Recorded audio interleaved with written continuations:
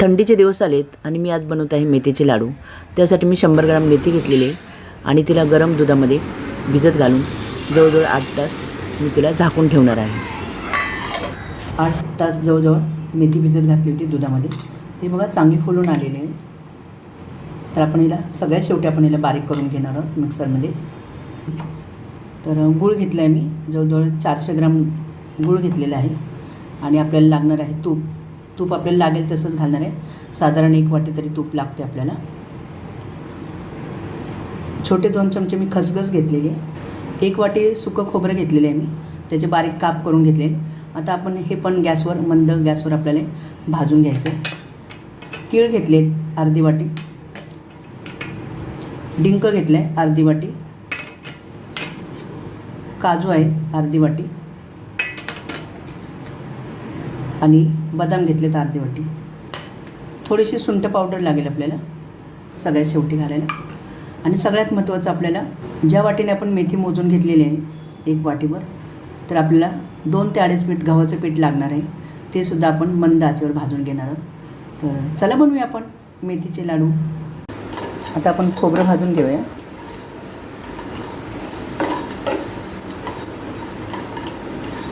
हे सगळं आपल्याला मंद आचेवरच भाजून घ्यायचं आहे। खोबरं आपलं भाजून झालेले, आता आपण हे काढून घेऊया परातीमध्ये। आता घेऊया तीळ भाजून। तीळ भाजून झालेले, आता आपण तीळ बाजूला काढून घेऊया। थोडंसं 1 चमचा तूप घालूया आणि त्याच्यावर आपण परतून घेऊया काजू। आपल्याला हे सगळं मंद आचेवर करून घ्यायचं आहे आणि सगळे पदार्थ आपण जे परतून घेतले तळून घेणार आहोत ते सगळे आपल्याला मिक्सरमध्ये बारीक करून घ्यायचे। काजू आपले भाजून झालेले, आता आपण ह्याला थंड करायला ठेवूया बाजूला। बदाम पण आपल्याला मंद आचेवर भाजून घ्यायचे। बदामही आपले भाजून झालेले, त्यालाही आपण थंड करायला ठेवूया। त्याच्यावर घेऊया डिंक तळून, साधारण 2 चमचे तूप लागलेलं थोडा थोडा तळून घ्यायचं आहे। डिंक तळून झाला आहे आपला।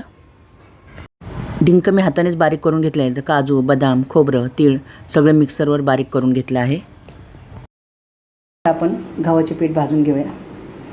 2 ते 2.5 वाटी आपल्याला पीठ लागणार आहे गव्हाचे, ते पण आपण मंद आचेवर चांगले खरपूस भाजून घेऊया। आपल्याला लागेल तसं तूप घालायचं आहे आणि पीठ चांगलं भाजून घ्यायचं आहे। पिठाचा छान सुगंध सुटलेला आहे आणि बघा याचा रंग पण चेंज झालेला आहे, रंग बदललेला आहे पिठाचा। तसं छान खरपूस भाजून घ्यायचं आहे। जसं आपण बेसन लाडू बनवण्यासाठी पीठ भाजून घेतो मंद आचेवर, तसंच हे आपल्याला गव्हाचं पीठ भाजून घ्यायचं आहे। आता पीठ भाजण्याचा आपला पहिला घाणा तयार झालेला आहे। आता मी दुसरी अजून 1 वाटी भाजून घेते मंद आचेवर। तर दुसराही घाणा आपल्या पिठाचा भाजून झालेला आहे।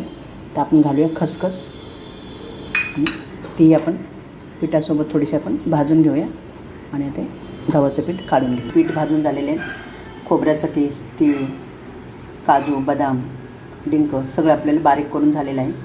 आणि सगळ्यात शेवटी मी केलेलं आहे मेथी बारीक करून घेतलेली, तीच आता आपल्याला तुपावर परतून घ्यायची। तर कढईमध्ये मी मेथी घालून घेतलेली आहे। तर 2 चमचे तुपावर आपल्याला भाजून घ्यायचे। तर मेथी एकदम बारीक वाटून नाही घ्यायची, थोडीशी रबळच राहायला पाहिजे ती। तर बघा मेथी पण आपली भाजून झालेली आहे, पूर्ण त्याचा दाणा दाणा सगळं वेगळं झालेलं आहे, सगळं कण कण दिसतोय त्याच्यामध्ये।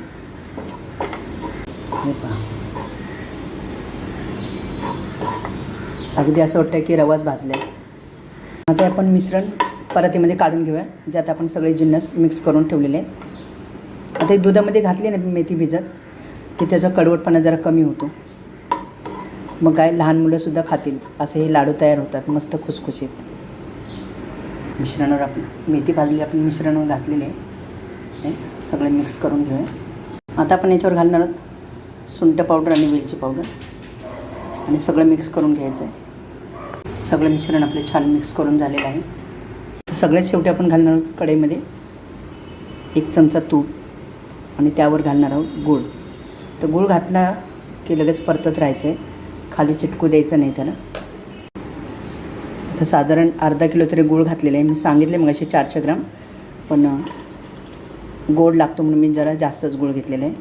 तर गुळाचं काय आपल्याला पाक करायचा नाही, फक्त गूळ आपल्याला विरघळून घ्यायचं आहे. त्याच्यामुळे सतत असं हलवत राहायचं. गूळ आपलं बघा पातळ झालेलं आहे. आता हे लगेच मिश्रण आपल्याला त्या मिश्रणावर घालायचं आहे. आता याचं काय आपल्याला पाक करायचं आहे. आता मी गॅस बंद करते. ते गरम असतानाच आपल्याला याच्यावर घालायचं आहे. आपण गुळाच्या याच्यामध्ये मिक्स करून घ्यायचं आहे.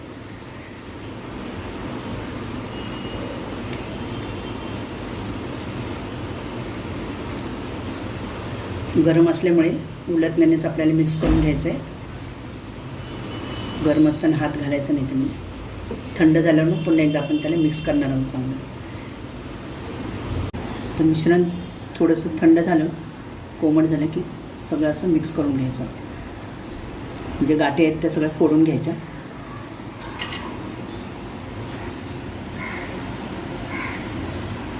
तर मिश्रण आपलं सगळं तयार आहे.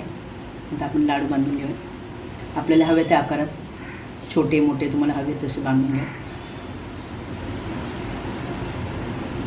लाडू आपले तयार आहेत. एक छोटीशी टिप्स सांगते तुम्हाला. तर लाडू आपण जेव्हा मिश्रण सगळं तयार करतो लाडूसाठी, तर कधी कधी कोरडं पडतं. तर घाबरायची गरज नाही. थोडंसं गरम करायचं किंवा थोडंसं गरम तूप करायचं आणि त्याच्यावर घालायचं आणि लाडू छान वळता येतात. तर हे दुधात भिजत घातलेली अशी मेथी, गव्हाचे पीठ आणि सगळे ड्रायफ्रूट्स. आता याच्यामध्ये तुम्ही नोटीस केलं असेल, खारीक पूड नव्हती त्याच्यामध्ये. खारीक पूड नव्हती घरात, त्याच्यामुळे मी ते घातले नाही. तुमच्याकडे असेल तर तुम्ही अवश्य घाला आणि असे सुंदर असे लाडू असे बनवा. अगदी मुलंसुद्धा काय, मोठी माणसंसुद्धा आणि आबालवृद्धासाठी, संधिवातासाठी, बाळंतणीसाठी यांच्यासाठी खूप उपयुक्त असे लाडू आहेत. तर नक्की करून पहा आणि आवडले तर नक्की लाईक करा, शेअर करा, कमेंट करा आणि सबस्क्राईब करायला विसरू नका. भेटूया पुन्हा एकदा अशाच नवीन व्हिडिओमध्ये.